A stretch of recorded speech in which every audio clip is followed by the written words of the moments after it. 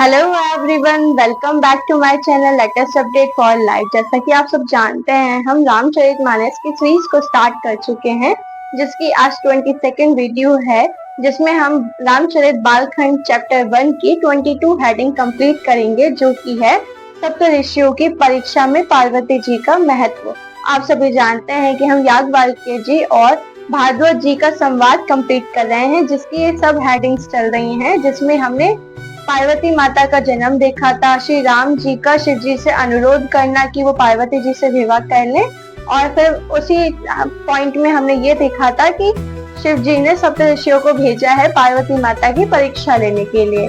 तो चलिए आज हम देखते हैं कि सप्तऋषियों की परीक्षा में पार्वती माता किस प्रकार अव्वल आती है। जय श्री राम। पार्वती पही जाई तुम्हें प्रेम परीक्षा लेहु, गिरहि प्रेरी पटेहु भवन दूरी करेहु संदेहु।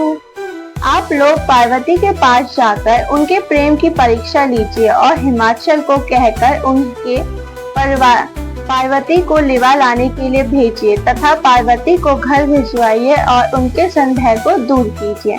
अब श्री शिव जी सप्तऋषियों को कह रहे हैं कि आप सभी जाइए, पार्वती जी की तपस्या की परीक्षा लीजिए और उनके पिता जो हिमाचल हैं, उन्हें जाकर कहिए कि वो पार्वती माता को तपस्या से वन से लेकर आ जाए अपने घर। ऋषि नहीं गौरी देखी तह कैसी, मूर्ति मंत्र तपस्या जैसी, बोले मुनि सुनु शैल कुमारी, करे हो कवन कारण तपु भारी। ऋषियों ने वहां जाकर पार्वती को कैसे देखा, मानो पूर्तिमान तपस्या ही हो। मुनि बोले, हे शैल कुमारी सुनो, तुम किसलिए इतना कठोर तप कर रही हो। अब सप्त ऋषि माता पार्वती के पास पहुंचे हैं और वहां पहुंचकर वो माता पार्वती से कह रहे हैं कि हे शैल पुत्री, आप इतनी घोर तपस्या क्यों कर रही हैं और किसके लिए कर रही हैं। कही अपराधहु का तुम चयहु, हम सन सत्य मर मुकिन कहहु, कहत वचन मनु आति सच्चाई, हंसहु सुनी हमारी जड़ताई। तुम किसकी आराधना करती हो और क्या चाहती हो, हमसे अपना सच्चा भेद क्यों नहीं कहती। पार्वती ने कहा, बात कहते मन बहुत सुखता है, आप लोग मेरी मूर्खता सुनकर हंसेंगे। अब सप्त ऋषि माता पार्वती से कहते हैं कि तुम क्यों कर रही हो ये तपस्या, इसका भेद जो है वो हमसे कहो कि सच्चे मन से तुम्हारे मन में क्या चल रहा है, हमें बताओ। तो माता पार्वती कहती है कि मैं सच बताने में थोड़ा डरती हूँ, क्योंकि मुझे ऐसा लगता है कि आप सब मेरी जो सच्चाई है वो सुनकर मुझ पर हंसेंगे। तो अब आगे सुनिए। मानु हट परा न सुनाई, सिकवा चहत बारी पर भीति उठावा, नारद कहा सत्य सोई जाना, बिनु पंख हम चाहे उड़ाना। मन ने हट पकड़ लिया है और वह उपदेश नहीं सुनता और जल पर दीवार उठाना चाहता है। नारद जी ने जो कह दिया उसे सत्य जानकर मैं बिना ही पंख के उड़ना चाहती हूँ। आप सभी ने पहले के एपिसोड में देखा था कि माता पार्वती के जन्म पर नारद जी उनके पिता और उनको कहते हैं कि वो शिव जी की तपस्या करें, तो उन्होंने उन्हें ही गुरु मानकर तपस्या करनी शुरू कर दी। अब यहाँ पर माता पार्वती कह रही है कि मैंने नारद जी की बातें सुनकर एक समुद्र के ऊपर दीवार खड़ा करने जैसा काम शुरू कर दिया है और बिना पंख के ही उड़ना शुरू कर दिया है। इस भांति मैं हट कर रही हूँ शिव जी को पाने का। देख मुनि अविवेक हमारा, चाहिए सदा से वही भरतारा। हे मुनि, आप मेरा अज्ञान तो देखिए कि मैं सदा शिव को ही पति बनाना चाहती हूँ। पार्वती माता कह रही है कि मेरे हट तो देखिए कि मैं किस प्रकार हट कर रही हूँ। जगत पिता श्री महेश्वर जी को, श्री शिव जी को अपना पति रूप में देख चुकी हूँ, मान चुकी हूँ और उन्हें ही पति बनाना चाहती हूँ। सुनत वचन बिहसे ऋषिगिर सब हम तव दे है, नारद कर उपदेशु, सुनि कहु बसेहु किसेहु गेहु। पार्वती जी की बात सुनते ही ऋषि लोग हंस पड़े और बोले, तुम्हारा शरीर पर्वत से ही तो उत्पन्न हुआ है, भला कहाँ तो नारद का उपदेश सुनकर आज तक किसका घर बसा। यहाँ पर सप्त ऋषि पार्वती माता की बात सुनकर हंसने लगते हैं और कहते हैं कि तुम्हारा शरीर पर्वत से ही तो उत्पन्न हुआ है, मतलब वो हिमालय की पुत्री है, हिमालय पुत्री है। तो हिमालय जैसे हटी होता है एक जगह से हिलता नहीं है, उसी प्रकार एक बात पर अगर पार्वती माता अड़ गई हैं तो वो उस पर ही अड़ी रहेंगी। और फिर वो रोस्ट करते हुए ये कह रहे हैं कि भला नारद की बात सुनकर किसी का भला हुआ है जो तुम्हारा होगा। दक्ष सुन तने सब उपसेन नहीं जाही, तिन्ह फिरी भवनु न देख आई। चित्र केतु घर रव उन घाला, कनक कसीपु कर पुनि असहाला। उन्होंने जाकर दक्ष के पुत्रों को उपदेश दिया था, जिससे उन्होंने फिर लौटकर घर का मुंह नहीं देखा। चित्रकेतु के घर को नारद ने ही चौपट किया। फिर यही हाल हिरण्यकश्यपु का हुआ। अब यहाँ पर श्री सप्त ऋषि जो है वो बता रहे हैं माता पार्वती को कि नारद की बातें सुनकर कभी किसी का भला नहीं हुआ। उन्होंने दक्ष के 10 पुत्रों को उपदेश दिया था, वो कभी लौट के घर नहीं आए। और हिरण्यकश्यपु के साथ भी वही हुआ, क्योंकि हिरण्यकश्यप जी के जो बेटे थे प्रहलाद जी, उनको जो शिक्षा दी थी वो नारद जी ने ही दी थी, जिसकी वजह से वो अपने घर से अलग बने थे। तो वही चीज वो यहाँ कह रहे हैं कि नारद की बात सुनकर कभी किसी का भला नहीं हुआ, कभी किसी का घर नहीं बसा है। नारद सिक जे सुनहि न नारी, अवश्य ही होई तजे भवन भिखारी। मन कपटी तन सज्जन चीना, आप सरीस सबहि चह कीना। जो स्त्री पुरुष नारद की सीख सुनते हैं वह घर बार छोड़कर अवश्य ही भिखारी हो जाते हैं। उनका मन तो कपटी है, शरीर पर सज्जनों के चिन्ह है, वह सभी को अपने समान बनाना चाहते हैं। अब यहाँ पर सप्तऋषि नारद जी की बुराई कर रहे हैं कि शरीर पे तो सुंदर चिन्ह है उनके और भक्ति के चिन्ह है, पर उनका मन जो है वो बहुत कपटी है और वो अपना ही मन जैसा हर किसी को बनाना चाहते हैं। जो स्त्री पुरुष नारद जी की बात सुन लेते हैं वो उन्हीं की तरह बन जाते हैं। ते ही के वचन मानि विश्वासा, तुम्हें चाहू पति सहज उदासा। निर्गुण निलज कुबेश कपाली, अकुल अघय दिगंबर व्याली। उनके वचनों पर विश्वास मानकर तुम ऐसा पति चाहती हो जो स्वभाव से ही उदासीन, गुणहीन, निर्लज, बुरे भेष वाला, नर कपालों की माला पहनने वाला, कुलहीन, बिना घर बार का, नंगा और शरीर पर सांपों को लपेटे रखने वाला। अब वो माता पार्वती से शिव जी की बुराई कर रहे हैं कि तुम ऐसा पति चाहती हो जो जिसका ना घर है ना बाहर है, जो जिसके शरीर पे जो नरों की भस्म होती है जलने के बाद वो लगी होती है, सांपों से गले में टंगे रहते हैं, खाल के बने हुए कपड़े वो पहनते हैं, वो ऐसा पति तुम चाह रही हो। केहू कवन सुकु असबर उपाय, भलु भुलई ठग के बोराए। पंच कहे शिव सती विवाही, पुनि अवडेरी मारही ताही। ऐसे वर की मिलने से कहो तुम्हें क्या सुख है। तुम उस ठग नारद के बहकावे में आकर खूब भोली। पहले पंचों के कहने से शिव ने सती से विवाह किया था, परंतु फिर उसे त्याग कर मरवा डाला। और यहाँ पर वो फिर से शिव जी की बुराई कर रहे हैं सप्तऋषि जी कि तुम ऐसे पति का चयन कर रही हो नारद जी की बात सुनकर, जिन्होंने किसी के कहने से सती माता से विवाह किया था और फिर उसके बाद उनका त्याग कर उन्हें मरवा डाला, जबकि ऐसा नहीं हुआ था। सती माता तो खुद जाके भस्म हुई थी जब उन्होंने अपने पिता के मुंह से अपने पति की बुराई सुनी थी। अब सुख सोबत सोचू नाही, भीख मागी भव सखाई। सहज एक नई के भवन कबेव की, नारी खटाई। अब शिव को कोई चिंता नहीं रही, भीख मांग कर खा लेते हैं और सुख से सोते हैं। ऐसे स्वभाव से ही अकेले रहने वालों के घर भी भला क्या कभी स्त्रियां टिक सकती हैं। अब यहाँ पे फिर से शिव जी की बुराई हो रही है।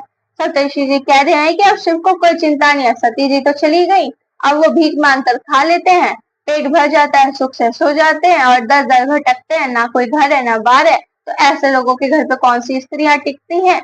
ये बात कहकर माता पार्वती को मैनिपुलेट कर रहे हैं सप्तऋषि जी। आगे सुनिए। आज हुमान्यु कहा हमारा, हम तुम्हें कहु बुरु निक विचारा। अति सुंदर सुचि सुखद सुशीला, गावहि वेद जासु जस लीला। अब भी हमारा कहा मानो, हमने तुम्हारे लिए अच्छा वर विचारा है। वह बहुत ही सुंदर, पवित्र, सुखदायक और सुशील है, जिसका यश और लीला वेद गाते हैं। अब यहाँ पर सप्तऋषि कह रहे हैं कि हमने तुम्हारे लिए बहुत ही सुविचार करके एक योग्य पुत्र निकाला है जिससे तुम विवाह कर सकते हो, मतलब ढूंढ के निकाला है जिससे तुम विवाह कर सकती हो, जो गुणों में गुणवान होगा, उसका घर होगा, बार होगा, यश होगा, जिससे विवाह करने के बाद तुम काफी सुख में रहोगी। दूषण रहित सकल गुण राशि, श्रीपति पूर्व वैकुंठ निवासी, असबर तुम्हि विलंब औ आनी, सुनत बिहसी कहे वचन भवानी।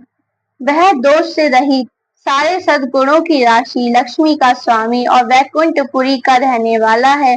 हम ऐसे वर की लाकर तुमसे मिला देंगे। यह सुनते ही पार्वती हंसकर बोली।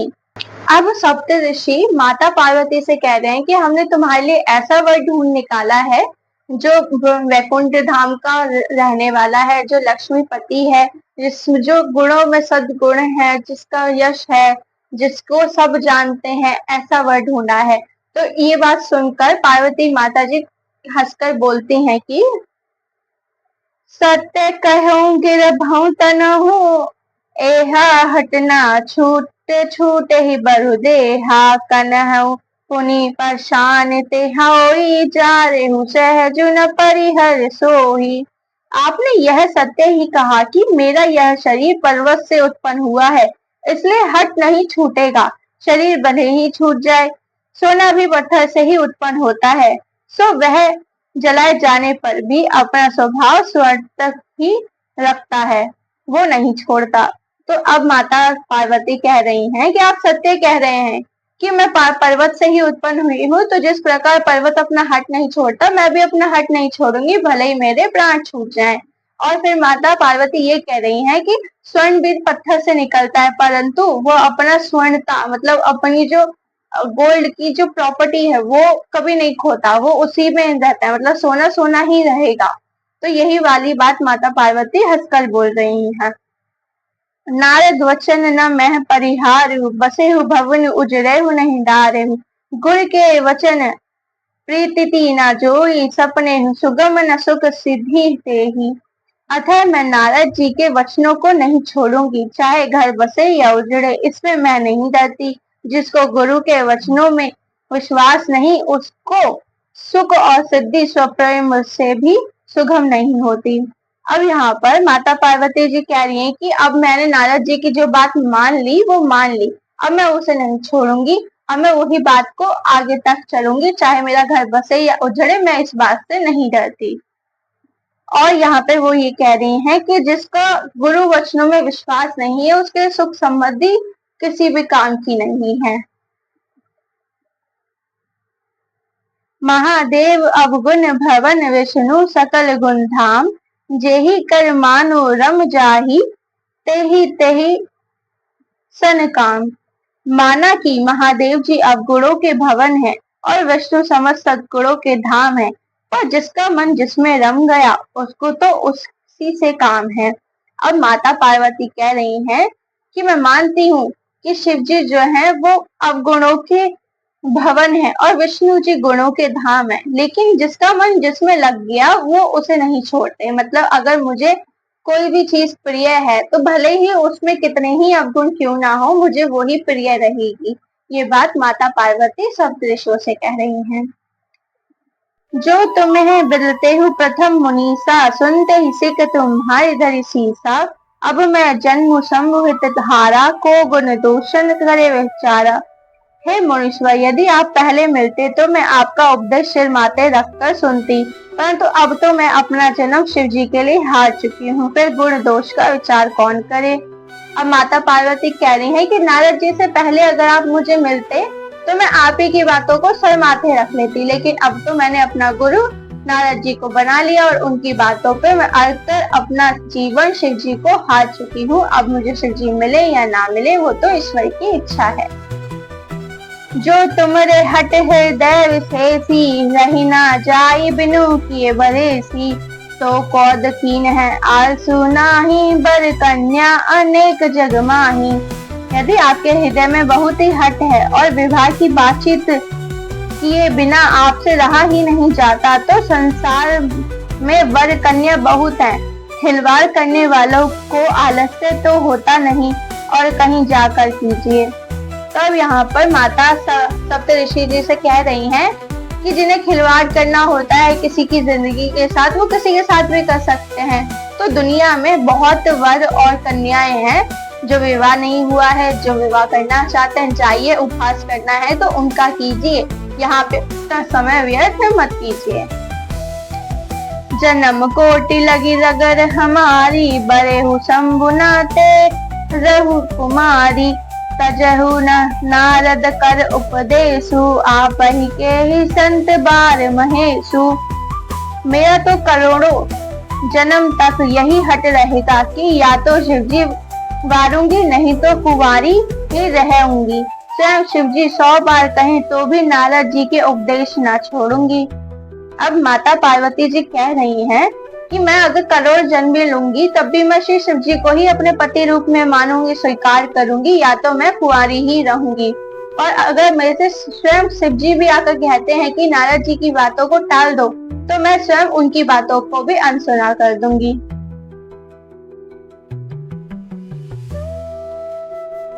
मैं पापा रहू कहू जगदम्बा, तुम ग्रह गबने हूँ भयहु विलम्बा। देखी प्रेम बोले मुनि ज्ञानी, जय जय जगदम्बी के भवानी।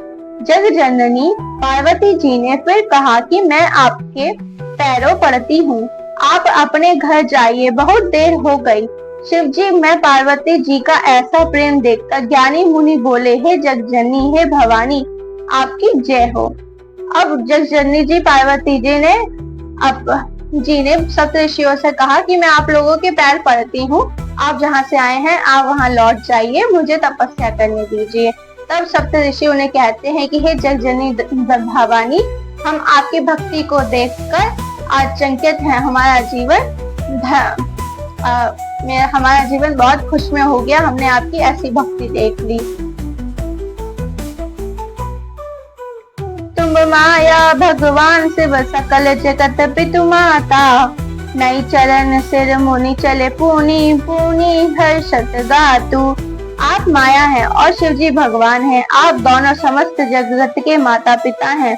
यह कहकर मुनि पार्वती जी के चरणों में सिर निवाकर चल दिए, उनके शरीर बार बार पुलकित हो रहे थे।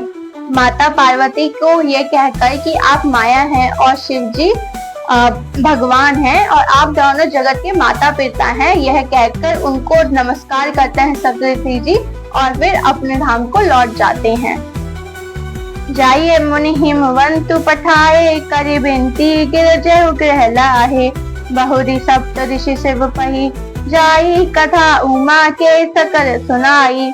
मुनियों ने जाकर हिमवान को पार्वती जी के पास भेजा और वह विनती करके उन्हें घर ले आए। फिर सप्तऋषियों ने शिव जी के पास जाकर उनको पार्वती जी की सारी कथा सुनाई और सप्तऋषियों ने हिमालय के घर जाकर हिमवान जी को कहा कि जाइए अपनी पुत्री को ले आइए। तो सप्तऋषियों की बात सुनकर हिमवान जी अपनी पुत्री को मतलब पार्वती माता को लेकर घर ले आए और ये सारी बातें सुनाने अब सप्तऋषि जी शिव जी के पास गए हैं और उन्होंने शिव जी से पार्वती जी की किस प्रकार परीक्षा ली और परीक्षा में वो कैसे पास हुई, ये सब बताने लगते हैं। भय मगन शिव सुनत स्नेहा, हर्षि सप्तऋषि गवने गेहा। मानो थिर करि तब शंभु सुजाना, लगे करन रघु नायक ध्याना। पार्वती जी का प्रेम सुनते ही शिव जी आनंद मग्न हो गए। सप्तऋषि प्रसन्न होकर अपने घर ब्रह्मालोक को चले गए। तो सुजान शिव जी मन को स्थिर करके श्री रघुनाथ जी का ध्यान करने लगे। अब सप्तऋषि जी ने जब पार्वती माता जी का प्रेम शिव जी को बताया तो शिव जी बड़े प्रसन्न हुए और प्रसन्न होकर सप्तऋषि जी को आज्ञा दी अपने घर ब्रह्मालोक जाने की और उसके बाद राम जी का गुणगान करना फिर शुरू कर दिया। तारकु असुर भयहु तेहि काला, भुज प्रताप भल तेज विशाला। तहि सब लोक लोकपति जीते, भय देव सुख संपत्ति रीते। उसी समय तारक नाम का असुर हुआ जिसकी भुजाओं का बल प्रताप और तेज बहुत बड़ा था।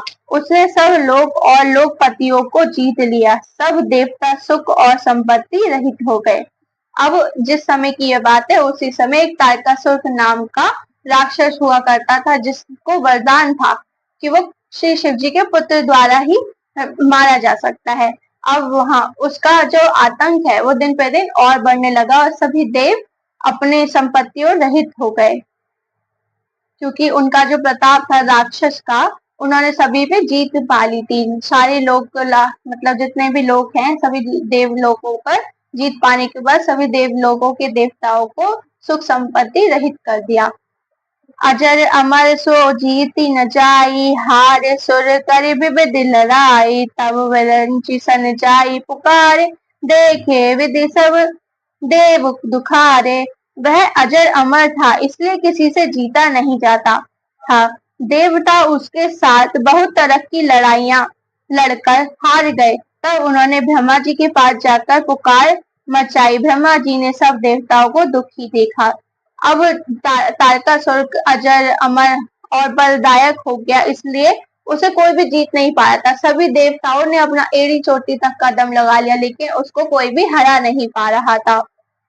सब सन कहा भुजहि विदिदन जो निधन, तब होई सब शुक्र संपुत सुत, हे ही जीत नहीं रन सोही। ब्रह्मा जी ने सबको समझाकर कहा कि इस दैत्य की मृत्यु तब होगी जब शिव जी के वीर से पुत्र उत्पन्न हो। इसको युद्ध में वही जीतेगा।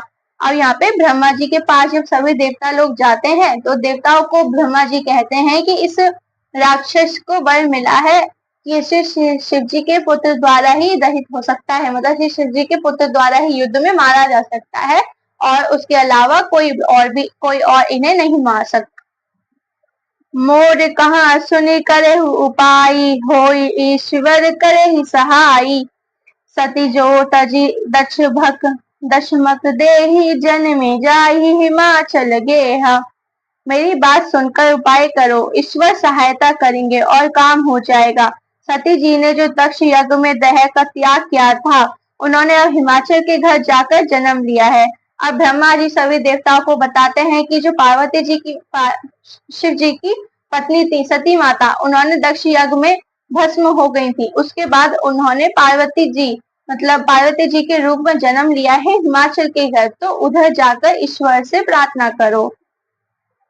तेहु तपु खिन्हि शंभुपति लागी, शिव समाधि बैठे सब त्यागी, यद्यपि आही आसम मंच भारी, तद्यपि बात एक सुने हमारी। उन्होंने शिव जी को पति बनाने के लिए तप किया है। इधर शिव जी सब छोड़ छाड़ कर समाधि लगा बैठे हैं। यद्यपि है तो बड़े असमंजस की बात, तथापि मेरी एक बात सुनो। अब ब्रह्मा जी उन्हें बता रहे हैं देवताओं को कि पार्वती माता बहुत बड़ा मतलब बहुत ज्यादा तप कर रही हैं शिव जी को अपने पति रूप में पाने के लिए, पर जो शिव जी हैं वो सब कुछ त्याग कर समाधि में बैठे हैं। तो अब ब्रह्मा जी उन्हें एक उपाय बता रहे हैं कि आप लोग क्या करो। पट वेहु काम जाय शिव पाही, करे छोगु शंकर मन माही, तब हम जाहि शिवै सिर नाही, कर वहु विवाह बरेहु बरियाई। तुम जाकर कामदेव को शिव जी के पास भेजो, वह शिव जी के मन में शोभ उत्पन्न करें, उनकी समाधि भंग करें, तब हम जाकर शिव जी के चरणों में सिर रखकर देंगे, जबरदस्ती उन्हें राजी करके विवाह करा देंगे। अब यहाँ पर ब्रह्मा जी सभी देवताओं को कह रहे हैं कि कामदेव को शिव जी के पास भेजो और कहो कि उन पर मोक्ष का बाण छोड़े, जिससे उनकी तपस्या भंग हो, और उनकी तपस्या जैसे ही भंग होगी हम उनके पैरों में गिरकर उन्हें विवाह के लिए मना लेंगे। अब ब्रह्मा जी की ये बात सुनकर आगे क्या होता है देखिए। एहि विधि भले ही देव हित होई, मत अति नीक कहे सब कोई, अस्तुति सुर नह की रह अति हेतु, प्रगटे विष्मा अम्बान जख केतु। इस प्रकार से भले ही देवताओं को हित हो और तो कोई उपाय नहीं है। सबने कहा यह संपत्ति बहुत अच्छी है। फिर देवताओं ने बड़े प्रेम से स्तुति की। तब विषम 5 बार धारण करने वाले और मछली के चिन्ह युक्त ध्वज वाले कामदेव प्रकट हुए। अब ब्रह्मा जी की बात सुनकर सभी देवता कामदेव जी की स्तुति करने लगते हैं कि कामदेव जी आ जाएं, तो कामदेव जी उन प्रकट होते हैं। सुर नेहु नहीं निज विपत्ति सब सुनी मन कीन है विचारा शंभु विरोध न कुशल मोहि बिहसी कही असमारा। देवताओं ने कामदेव से अपनी सारी विपत्ति कही। सुनकर कामदेव ने मन में विचार किया और हंसकर देवताओं से यूं कहा कि शिव जी के साथ विरोध करने में मेरी कुशल नहीं है और शिव जी के साथ मतलब शिव जी की समाधि तोड़नी होगी, मतलब उनका जो यज्ञ है या उनका जो तप है वो भंग करना होगा। तो इसमें कामदेव जी कह रहे हैं कि आप सबने अपने हित की बात कही है, परंतु अगर मैंने उनकी समाधि तोड़ी तो मेरे लिए कुशल नहीं रहेगा।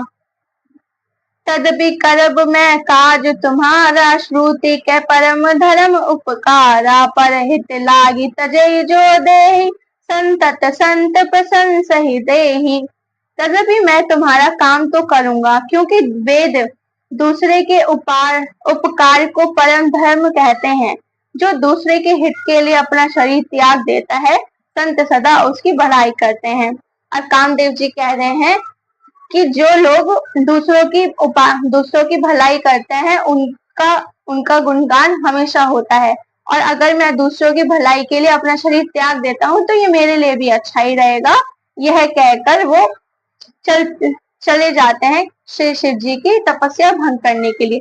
तो हमारी 22nd हेडिंग यहाँ कंप्लीट होती है। हम अपनी नेक्स्ट हेडिंग में मिलेंगे जहाँ हम कंप्लीट करेंगे 23rd हेडिंग। तब तक आप अपना ख्याल रखिए, मेरे चैनल से जुड़े रहिए। जय श्री राम।